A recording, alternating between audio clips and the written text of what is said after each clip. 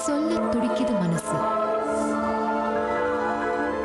தொட்டதுக்கெல்லாம் நீங்க வந்து பிரச்சனை, இப்போ ரிலேஷன்ஷிப்குள்ள பிரச்சனை வரும்போது மற்ற உறவுகளெல்லாம் பேக் பண்ணி அனுப்பிட முடியுமா? அப்படி அனுப்ப முடியாது. இப்போ உங்களுக்கும் உங்க பிரதருக்கும் பிரச்சனைனா பிரதரை பேக் பண்ணி அனுப்பிடுவீங்களா? அப்படியே அனுப்ப அம்மாவை அம்மாவே அனுப்ப அப்போ முடியாது. ஒய்ஃப் மட்டும் ஒய்ஃபை பேக் பண்ணி அனுப்பினா நான் சொன்ன வார்த்தை என்னன்னா, ஒரு வருஷம் உங்கள் வீட்டில் வந்து எல்லாம் சொல்லிக் கொடுங்கன்னு. உங்கள் பொண்ணுக்கு தெரில, ஒரு வருஷம் 2 வருஷம் வச்சு உங்கள் வீட்டில் சொல்லிக் கொடுங்கன்னு. இதான் நான் ஃபஸ்ட்டு ஆரம்பித்தேன் கதை. அதெல்லாம் முடியாது, என்னால் 1 வருஷம் வச்சுக்க முடியாது, 2 வருஷம் வைக்க முடியாது என்னால். அதெல்லாம் இங்கே தான் இருப்பேன், நான்லாம் கூட்டு போக மாட்டேன் அப்படின்னு சொல்கிற வார்த்தை அவங்க. நான் இவ்வளோ நிறைய கம்ப்ளைண்ட் சொல்லுவேன். இல்லை நீங்கள் வந்து அவங்கள ஆஸ் இட் இஸ் அக்செப்ட் பண்ணிக்கோங்களேன். இதுதான் சபரி அம்மாள், இதுதான் அப்படின்னு நீங்க ஏன் அக்செப்ட் பண்ணிக்க முடியல உங்களால? அப்படின்னா இருந்தால் இருக்கலாம் மேடம், அப்படிலாம் இருக்கலாம், ஒன்றும் நீங்க தப்பு இல்லை. நீங்கள் சொல்கிற மாதிரி எங்கள் அம்மா தான் சொன்னாங்க. இல்ல எல்லாருக்குமே வந்து மைனஸ் பிளஸ் இருக்கும். சரி, நோபடி இஸ் பெர்ஃபெக்ட் இல்லையா? சரி. அப்ப அவங்களுக்கு கொஞ்சம் டைம் கொடுக்க வேண்டாமா? நீங்க கொடுத்தேன் மேடம். எவ்வளவு டைம் கொடுத்தீங்க? 3 வருஷம் கொடுத்தேன் மேடம். இது 4வது வருஷம் மேடம். இது 3 வருஷம் கொடுத்தேன். இல்லையே, நீங்க வந்து கல்யாணமான புதுசுலயே இந்த மாதிரி வார்த்தைகள் சொல்லி அவங்க மனசுல எவ்வளவு காயம் ஏற்பட்டிருக்கும் நீங்க யோசிச்சு பாத்தீங்களா? 1 வருஷம் கழிச்சு தான் நான் அந்த வார்த்தையெல்லாம் சொன்னேன். 1 வருஷம் கழிச்சு, 1 மாசம் குழந்தை பிறந்து இறந்ததுக்கு அப்புறம் தான் திருப்பி பிரச்சனை வருதுன்னா, நீ அதிகமாக என்னோட பேசுற, என்ன தகாத வார்த்தை நீ பேசுற அப்படின்றதுனால தான் எல்லாம் உடஞ்சி நீ எல்லாத்தையும் வச்சு பார்க்கும்போது குழந்தை ஒண்ணு பிறந்து இறந்துருக்கு. அப்ப அவங்களுடைய மனசு எப்படி இருந்திருக்கும்? அவங்களுக்கு யாராவது ஆறுதலா இருந்தீங்க? எனக்கும் தான் மேடம் கஷ்டமா இருக்குது, எனக்கும் தான் கஷ்டமா இருக்குது. அதுக்கோசம் நீ வீட்டில் இருக்க அம்மாவை நிம்மதியாக வச்சிடணும்ல, பார்த்துணும்ல. எங்கள் அம்மா அடிக்க சொல்கிறாங்க, எங்கள் அம்மா உன்னை அடிக்க சொல்லி தராங்களா அப்படின்னு கேட்குற. எப்படி இருக்கும் இதெல்லாம் உங்களுக்கு? அவங்க அம்மா கற்றுக் கொடுத்தா மற்றதெல்லாம் பண்ணுறாரு. எங்கள் அம்மா அடிக்க சொல்லி தராங்க, நீ அதான் என்ன அடிக்கிறியா அப்படி. எங்கள் அம்மா வெளியே போய்ட்டு வந்தால் அவங்க அம்மா நிம்மதி மாட்டேது, எங்கள் அம்மா கோச்சினுக்கிறாங்க அப்படின்ற. எனக்கு எப்படி இருக்கும்? ஒரு மாதிரி நீங்களும் அந்த வார்த்தை தான் சொன்னீங்க, அவங்க அம்மா வந்து ஏற்றி விடுறாங்கலாம். ஏற்றி விடுறான்னு சொன்னாங்களா? என்ன தெரியுமா சொன்னாங்க? யோசிக்க மாட்டாங்க. அது எதுக்கு தெரியுமா விட சொல்ல? ஏற்றி விடனா ஒரு பொண்டாட்டியே என்ன தப்பாக செய்யணும் வச்சுக்கா, என்னடி இப்படி பண்ணுறா அப்படின்னு கேட்பாங்க.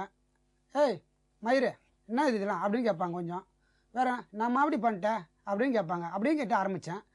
மயிருன்னு கேட்கல, நீ விளங்க மாட்டேது மாதிரிலாம் பண்ணினா, நான் சொல்கிறது நீ என்ன செய்ய மாட்டேற, உருப்பட மாட்டேது மாதிரிலாம் பண்ணா, ஒழுங்காக குடும்பம்னா என்னன்னு தெரிஞ்சு ஒழுங்காக பண்ணு, இதான் சொல்லுவேன். விளங்க மாட்டேன் உருப்பட மாட்டேன்னு ஒரு 2-3 மாதம் இந்த வார்த்தையை யூஸ் பண்ணேன்.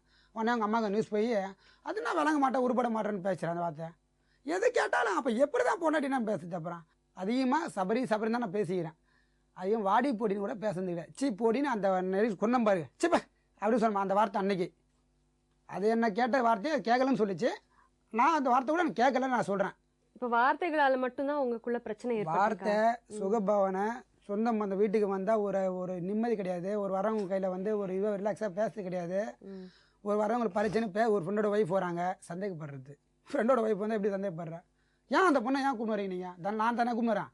அவன் என் ஃப்ரெண்டோட அவன் பொண்டாட்டி வந்தது, அவன் பையன் குழந்தை வந்தது, அதெல்லாம் எது கூப்பிட்டு வரீங்க நீங்கள்? அது பண்ணுறது சரி. நான் கேட்கல மேடம். ஒரு நாள் அவர் கூப்பிட்டு வந்து பீர் கொடுத்தாரு, அதுக்கு அந்த பொண்ணுக்கு பீர் குடிக்கிறதுக்கு கொடுத்தாரு. அதெல்லாம் எது கொடுக்குறீங்க? அதெல்லாம் அந்த மாதிரி பொண்ணை எது கூட்டின்னு வரீங்கன்னு கேட்டேன். அது வந்து இந்த மாதிரி பொண்ணுக்கெல்லாம் கொடுக்கல, பொண்ணுக்கெல்லாம் கொடுத்தாரு மேடம். அந்த பீர் பாட்டில் கூட இன்னும் இருக்கு, அந்த டப்பா எல்லாம் இருக்குது. பொண்ணு எனக்கு குடிப்பாங்களே எல்லாம் வந்து அவங்க கேட்டாங்கன்னா அது பாருங்க காதே வச்சிடும் அவங்களுக்கு. அப்படியே அவங்க என்ன பண்ணுவாங்க தெரியாத மாதிரி. அவன் ஃப்ரெண்டு இருக்கிறான் பார்த்தீங்களா, அவன் வந்தால் நீங்கள் பேசுனீங்கன்னு சொல்லிட்டு ஐஸ்கிரீம் அவங்க எடுத்து சாப்பிட்டு இருந்தாங்க. இவங்க தான் நாங்கள் மேலே போயிட்டு சாப்பிட்டு இருந்தோம், சாப்பிட்டுட்டு வந்துட்டோம். இவங்க வந்து அவங்க தலைஞ்சி வா போகலாம் அப்படி அருண் கூப்பிட்டாங்க. அவ்வளோதான் இதுதான் நடந்தது. சத்தியமா அந்த கடல் மாதிரி குடிக்கிறது வந்து எதுக்கு அந்த பொண்ணெல்லாம் இந்த மாதிரி குடிக்குது இல்லை, அதெல்லாம் எங்க கூட்டின்னு வரீங்க? அதுலேருந்து நான் அந்த பொண்ணை நான் வந்தா கூட எனக்கு பிடிக்கல. அந்த பொண்ணு அந்த மாதிரி தண்ணி சாப்பிடுறதுல அந்த மாதிரி ஒரு துளி கூட கிடையாது மேடம். அந்த மாதிரிலாம் துளி கூட கிடையாது. அது அவங்க தண்ணி சாப்பிடுறது சாப்பிட்டு உங்களுக்கு பிடிக்கல அப்படின்னு எனக்கு பிடிக்கல. அதனால ஏன் அதெல்லாம் கூப்பிட்டுன்னு வரீங்க, அந்த மாதிரி பொண்ணுங்களாம் எது கூப்பிட்டுன்னு வரீங்க அப்படின்னு கேட்டேன். அதனால என் ஃப்ரெண்டோட வைஃப் அப்படின்னும் போது எப்படி அவாய்ட் பண்ண முடியும்? ஃப்ரெண்டோட ஒய்ஃபை எது கூட்டின்னு வரேன்னு நான் கேட்டேன்னு அந்த இது மாதிரி சொல்றாரு அவர். அந்த ஒரு நாள் தான் நான் கேட்டேன். அதுக்கப்புறம் நான் சோஷியலா பேசுவேன் மேடம், அவங்ககிட்ட நல்லா சோஷியலா பேசுவேன், அவங்களும் நல்லா சோஷியலா பேசுவாங்க. அது அந்த பிரச்சனை இது ஒண்ணுமே கிடையாது. அன்னைக்கு ஒரு நாள் கேட்டது, அவங்க கிட்ட போய் சொல்லியிருக்காரு, இந்த மாதிரி நீ குடிக்கிறேன்னு கேக்குது என் ஒய்ஃப் அப்படின்னு. அதுக்கு வந்து நாங்க அந்த மாதிரி கேட்டேன்னு சொல்லிட்டு அது அதுல இருந்து அது என்கிட்ட பேசுறது இல்லை. உங்க ஒய்ஃப்ன்றவங்க உங்களுடைய க்ளோசஸ்ட் ரிலேட்டிவ், அவங்க சொல்றத போய் உங்க ஃப்ரெண்டோட வைஃப்க்கு தெரியப்படுத்தல. இந்த மாதிரிலாம் சொல்லுவாங்க போயிட்டு. அப்புறம் அவங்க என்ன அடிக்க மாட்டாங்களா? அதை வந்து கேட்டால் அடிக்க மாட்டாங்களா? அதனால வந்து அவங்க உங்களோட பேசாம 2 பேரும் ஒண்ணா இருக்கிற விஷயத்த கூட எல்லாத்தையும் பஞ்சாயத்துல கூட சொன்னார் மேடம். அவரு அசிங்கம் இல்லாத எல்லாத்தையும் சொன்னார் மேடம். என்ன சும்மா சும்மா கூப்பிடுது, சும்மா சும்மா கூப்பிடுது, எப்ப பார்த்தாலும் என்ன மட்டும் என்ன கூப்பிடுது. இப்போ நான் அதை சீண்ட மாட்டேன், அதுவே என்ன கூப்பிடுது, அசிங்கமா இல்லையா அப்படின்னு கேக்குறாரு. பஞ்சாயத்து 3 பஞ்சாயத்து வச்சாரு. 3 பஞ்சாயத்து அவங்க சொந்தக்காரங்க எங்க சொந்தக்காரங்க எல்லாரும் எதிரும் கேட்டாரு. அதனால எங்க சொந்தக்காரங்களுக்கு எல்லாருக்கும் சீப் ஆயிடுது மேடம். எங்க அப்பா ஒரு மாதிரி பாக்குறாங்க, யாருமே வீட்டுக்கு வரதில்லை. எவ்வளவு மரியாதையா வாழ்ந்தாரு தெரியுமா எங்க அப்பா. எல்லாம் இவரு பண்ண வேலை. இவரு என்னை காலடி எடுத்து வச்சாரோ, பஞ்சாயத்துன்னு வச்சாரோ, எங்க குடும்பமே ஒரு வழி ஆயிடுச்சு மேடம். அப்படி என்ன மேடம் பண்ண அவங்க சொல்றாங்களே பொண்டாட்டி புருஷன் நடக்குது பேசுவாங்க. எங்க அப்பாவுக்கு ஆஸ்மா மேடம். இவராலே அவருக்கு உடம்பு சரியில்லாம ஆயிடுச்சு மேடம். பாக்குறீங்களா அவர் எப்படி இருக்கு. இவங்களை விட வருத்தப்பட்டது நானு. உண்மையாலுமே இந்த குடும்பம் 3 வருஷம் தாக்கு பிடிச்சது அவங்க அப்பாவில தான் மேடம். நான் சொல்றேன், அவங்க அப்பாவில தான் தாக்கு பிடிச்சது.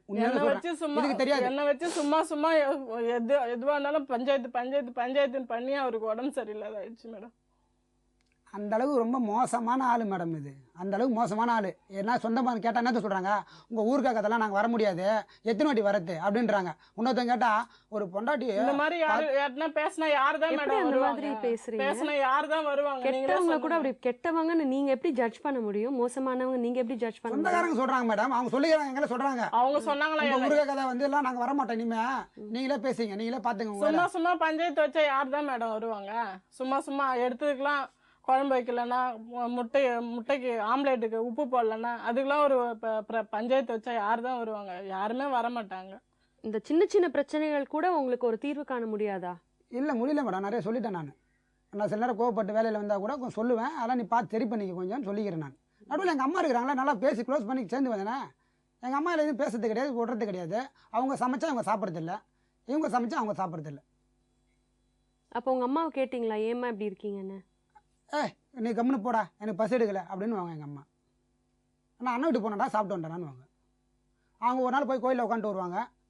இது இன்னொரு நாள் என்ன பண்ணிச்சு, அதே மாதிரி நான் வீட்டை விட்டு போகிறேன், அவங்க அம்மாவுக்கு இருக்குது பிடிக்கலன்னு திருப்பி 2 நாள் வீட்டை விட்டு ஓடிச்சு. அப்போ ஒரு வாட்டி கூப்பிட்டேன், என்ன உங்கள் பொண்ணு அடிக்கடி வீட்டை விட்டு ஓடுது அப்படின்னு கூப்பிட்டேன். எனக்கு என்னன்னா எங்களுக்கு தீர்த்துக்க முடியும் மேடம், மனசு சரியில்லை, சண்டையோ பிரச்சனையோ தீர்த்து முடியும். இவரும் பின்னாடியே வந்தாரு. பின்னாடி வந்து ஏன் இந்த மாதிரிலாம் இருக்கிற, அவங்க இருக்கிறது ஒரு ஆளு, நீ ஏன் அந்த மாதிரி இருக்கிறேன்னு கேட்டாரு. சரின்னு சொல்லிட்டு நான் கோயிலில் உட்காந்து அழுதுட்டு இவர்கிட்ட எல்லாத்தையும் சொல்லிட்டு அழுதுட்டு நான் அம்மான் வீட்டுக்கு வந்துட்டேன். அவ்வளோதான். அவங்க விடுங்க, நான் போறேன் என்ன விடுங்க, நான் இங்கே நான் விட்டு போறேன், என்ன போட்டு போறேன். குழந்தை பிறந்து இறந்து ஒரு 4 மாசத்துல என்னை விடுங்க, நான் போறேன். எங்க போனான்னு கேளுங்க அவரையே.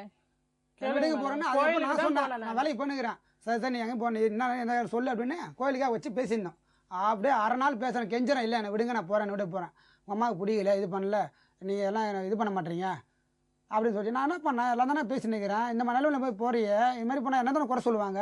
நான் தான் திருப்பி கூப்பிட்டு வந்துக்கிறேன்.